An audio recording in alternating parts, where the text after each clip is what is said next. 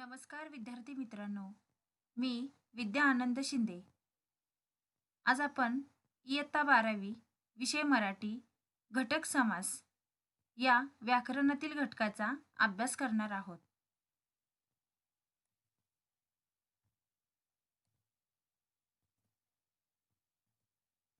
तर प्रथम आपण समास म्हणजे काय ते पाहूया. आता यासाठी आपण काही उदाहरणे पाहणार आहोत. तर पहिलं उदाहरण आहे पुरण घालून तयार केलेली पोळी. तर यासाठी आपण पुरणपोळी असा शब्द वापरतो.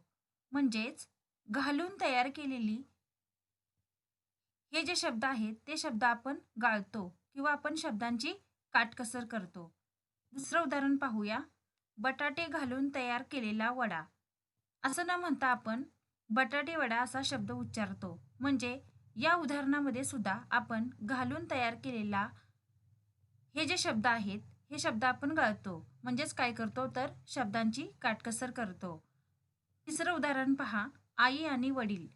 असं न उच्चारता आपण आई वडील असं उच्चारतो. म्हणजेच आणि शब्द गाळतो आणि शब्दांची काटकसर करून आई वडील असा शब्द उच्चारतो. म्हणजेच या उदाहरणांचे निरीक्षण केले असता आपणास असे दिसून येते की शब्दांची काटकसर करून शब्दांचा संक्षेप केला आहे किंवा शब्दांचे एकत्रीकरण केलेले आहे. तर आता आपण समास म्हणजे काय ते पाहूया. तर समासाची व्याख्या बघा. शब्दांची काटकसर करून केलेल्या एकत्रीकरणाला किंवा संक्षेपाला समास म्हणतात. आता आपण सामासिक शब्द म्हणजे काय ते पाहूया. शब्दांच्या एकत्रीकरणातून जो जोड शब्द तयार झाला आहे त्यास सामासिक शब्द असे म्हणतात. म्हणजेच दोन शब्दांच्या एकत्रीकरणातून जो एक जोड शब्द तयार होतो त्यास आपण सामासिक शब्द असे म्हणतो. त्यानंतर आपण विग्रह कशाला म्हणायचं ते पाहूया. सामासिक शब्दांची फोड करून दाखवण्याच्या पद्धतीस विग्रह असे म्हणतात. म्हणजेच जो एक जोड शब्द आहे त्या जोड शब्दाची जी आपण फोड करणार आहोत आणि या फोड करून दाखवणाऱ्या पद्धतीस विग्रह असे म्हणतात. तर आता आपण सामासिक शब्द व त्यांचे विग्रह पाहूया. पहिला सामासिक शब्द आहे ज्ञानामृत आणि त्याचा विग्रह ज्ञानरूपी अमृत असा होतो. दुसरा शब्द आहे घरोघरी आणि त्याचा विग्रह प्रत्येक घरी असा होतो. तिसरा सामासिक शब्द आहे अहोरात्र आणि त्याचा विग्रह दिवस आणि रात्र असा होतो. पुढचा आहे जितेंद्रिय. त्याचा विग्रह जिंकली आहेत इंद्रिये ज्यांनी असा तो. म्हणजे सामासिक शब्द व त्यांचे विग्रह आपण इथे पाहिलेले आहेत. यानंतर आपण समासाचे प्रकार कोणकोणते आहेत ते अभ्यासूया. समासात कमीत कमी 2 शब्द असतात. त्यातील कोणत्या पदाला महत्त्व आहे त्यावरून समासाचे मुख्य 4 प्रकार पडतात. तर आता आपण हे 4 प्रकार पाहूया. जर का पहिले पद प्रधान असेल तर अव्ययीभाव समास असतो आणि त्याची उदाहरणे प्रतिदिन, दिवसेंदिवस ही अव्ययीभाव समासाची उदाहरणे आहेत.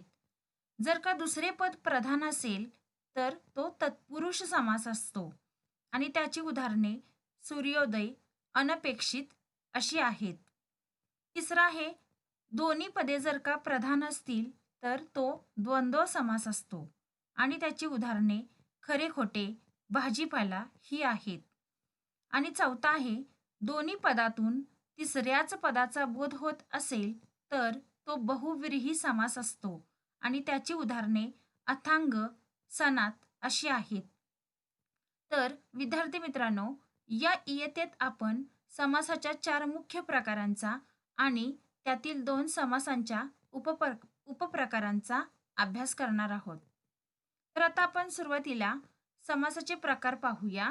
समासाचा पहिला प्रकार आहे अव्ययीभाव समास. दुसरा आहे तत्पुरुष समास. त्याचे 3 उपप्रकार आहेत. पहिला आहे विभक्ती तत्पुरुष समास, दुसरा आहे कर्मधारय समास, तिसरा आहे द्विगु समास. तिसरा मुख्य प्रकार आहे द्वंद्व समास आणि त्याचे उपप्रकार 3 आहेत. पहिला आहे इतरेतर द्वंद्व, दुसरा आहे वैकल्पिक द्वंद्व आणि तिसरा आहे समाहार द्वंद्व आणि चौथा समासाचा मुख्य प्रकार आहे बहुव्रीही समास. तर आता विद्यार्थी मित्रांनो, आपण पहिल्यांदा अव्ययी भाव समास म्हणजे काय ते पाहूया. तर त्यासाठी आपण काही उदाहरणे पाहूया. तर पहिले उदाहरण आहे यथाक्रम. यथाक्रम याचा विग्रह बघा कसा होतो, क्रमाप्रमाणे. दुसरा आहे गावोगाव म्हणजे प्रत्येक गावी. हररोज प्रत्येक रोजी. पदोपदी प्रत्येक पदी. बिनशर्त म्हणजे शर्ती शिवाय. गैरहजर हजर नसलेला. बिनधोक धोक्याशिवाय. म्हणजे जर का आपण या उदाहरणांचं निरीक्षण केलं तर आपल्याला यावरून कोणत्या गोष्टी कळतात त्या पहा. पहिला आहे पहिले पद अव्यय आहे. म्हणजे आपण जी उदाहरणं पाहिलेली आहेत त्यामध्ये पहिलं पद जर का आपण पाहिलं तर ते अव्यय आहे. त्यानंतर दुसरं निरीक्षण आपल्याला असं समजतं की पहिले पद प्रधान किंवा मुख्य आहे. आणि तिसरं सामासिक शब्दाचा क्रियाविशेषण अव्ययासारखा वापर केलेला आहे. म्हणजेच क्रियाविशेषण अव्ययासारखा वापर केलेला आहे म्हणजे काय, तर क्रियाविशेषण म्हणजे काय ते तुम्हाला माहिती आहेच. म्हणजे क्रियापदाबद्दल अधिक माहिती सांगणारा जो शब्द आहे त्याला आपण काय म्हणतो, क्रियाविशेषण असं म्हणतो. म्हणजे अव्ययी भाव समासामध्ये सामासिक शब्दांचा क्रियाविशेषण अव्ययासारखा वापर केलेला आहे. तर आता अव्ययीभाव समास याची आपण व्याख्या पाहूया. ज्या सामासिक शब्दातील पहिले पद बहुधा अव्यय असून ते प्रमुख असते व ज्या सामासिक शब्दाचा वापर क्रियाविशेषण अव्ययासारखा केलेला असतो त्या समासास अव्ययीभाव समास असे म्हणतात. तर यासाठी आपण काही उदाहरणे घेणार आहोत.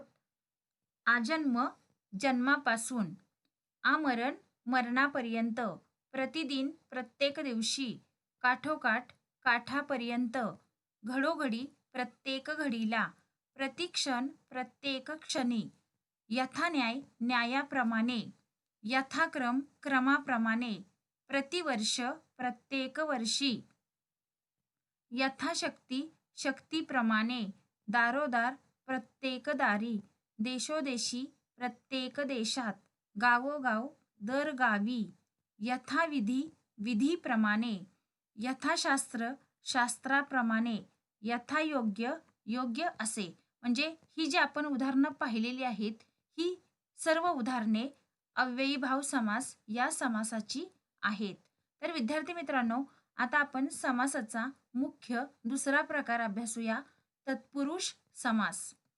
तर यासाठी आपण एक उदाहरण घेऊया. महादेव. महादेव या सामासिक शब्दाचा विग्रह बघा कसा होतो, महान असा देव. दुसरं उदाहरण आहे तोंडपाठ, तोंडाने पाठ. तिसरं आहे कमरपट्टा, कमरेसाठी पट्टा. पुढचं आहे राजाज्ञा, राजाची आज्ञा.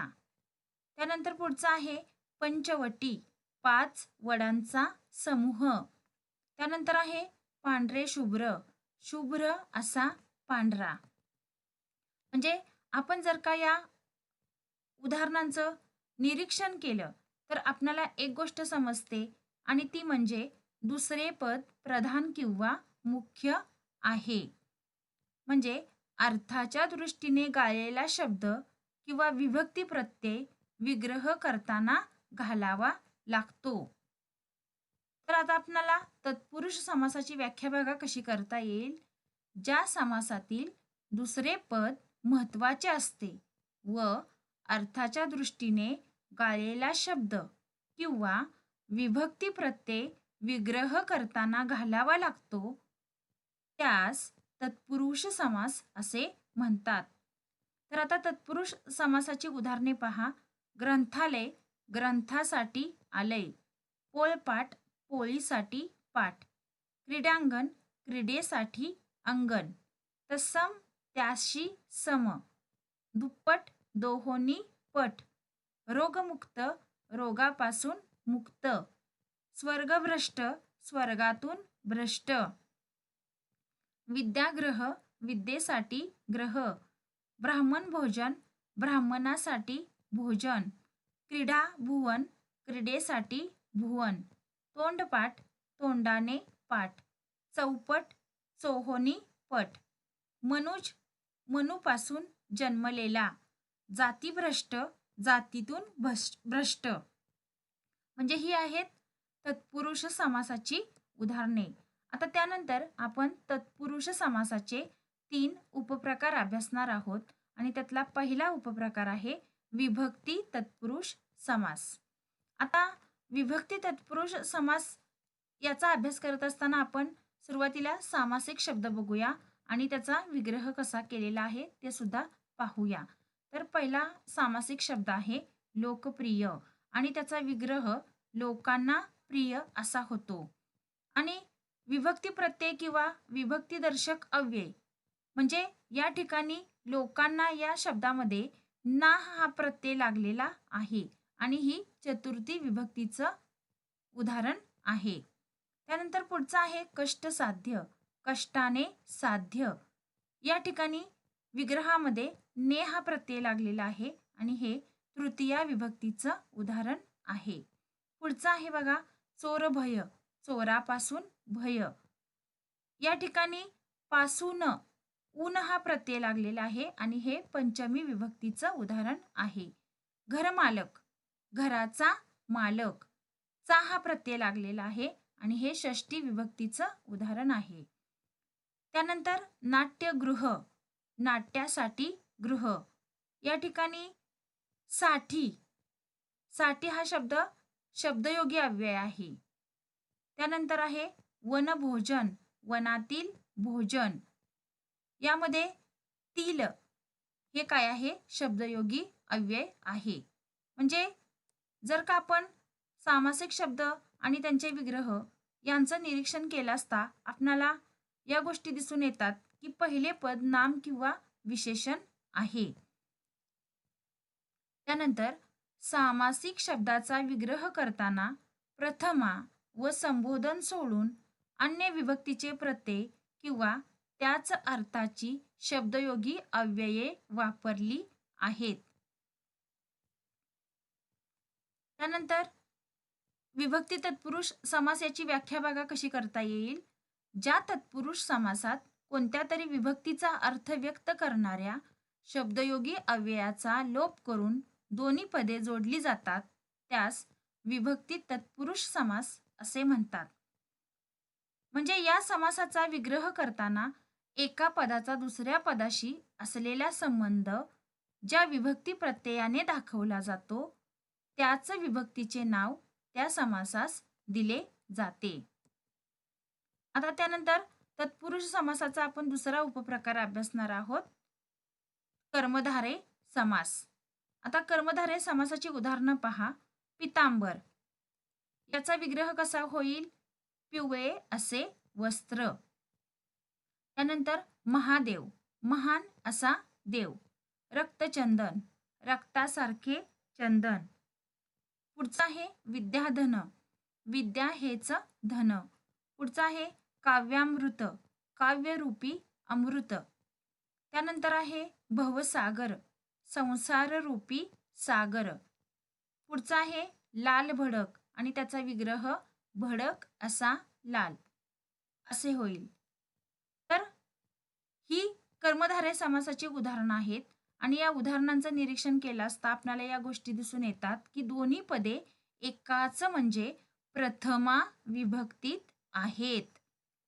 त्यानंतर दोन्ही पदाचा संबंध विशेषण विशेष्य किंवा विशेषण नाम असा आहे. म्हणजेच कर्मधारय समासाची व्याख्या कशी करता येईल पहा. ज्या सामासिक शब्दातील दोन्ही पदे एकाच विभक्तीत म्हणजे प्रथमा विभक्तीत असतात त्यास कर्मधारय समास असे म्हणतात. आता हे झाले तत्पुरुष समासाचे 2 उपप्रकार. त्यानंतर आपण तिसरा उपप्रकार अभ्यासणार आहोत, द्विगु समास. तर द्विगु समासाची सुद्धा आपण उदाहरणं पाहूया. पहिलं उदाहरण आहे त्रिदल. आता याचा विग्रह बघा, 3 दलांचा समूह. पुढचा आहे नवरात्र, नवरात्रींचा समूह. त्यानंतर आहे पंचारती, 5 आरत्यांचा समूह. पुढचा आहे सप्ताह, 7 दिवसांचा समूह. त्यानंतर आहे पंचवटी, 5 वडांचा समूह. म्हणजे द्विगु समासाची उदाहरणांचे निरीक्षण केले असता आपल्याला एक गोष्ट कळते, ते म्हणजे पहिले पद संख्या विशेषण आहे आणि दोन्ही पदाचा संबंध विशेषण विशेष्य असा आहे आणि हा समास नेहमी एकवचनात असतो.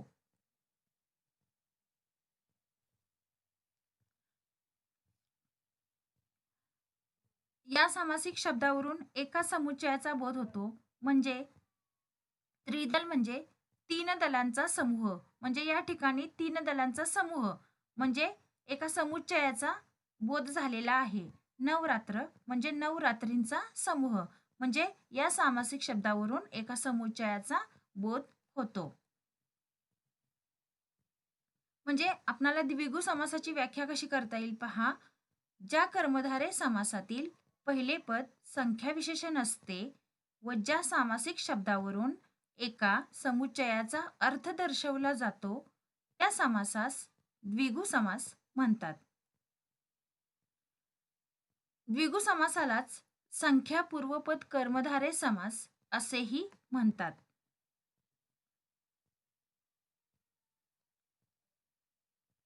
स्वाध्याय पहा. दिलेल्या सामासिक शब्दांचा विग्रह करून प्रकार लिहा. तर यासाठी तुम्हाला उदाहरणं दिलेली आहेत. तर तुम्ही त्या उदाहरणांचा सामासिक शब्दांचा विग्रह करायचा आहे आणि कोणता समासाचा प्रकार आहे तो ओळखायचा आहे. तर उदाहरणे आहेत कुपोषण, मागासवर्ग, षटकोन, दररोज, सुवर्णस्मृती, पंचामृत, गैरहजर, अवकाळ, घनदाट, विद्यालय. धन्यवाद.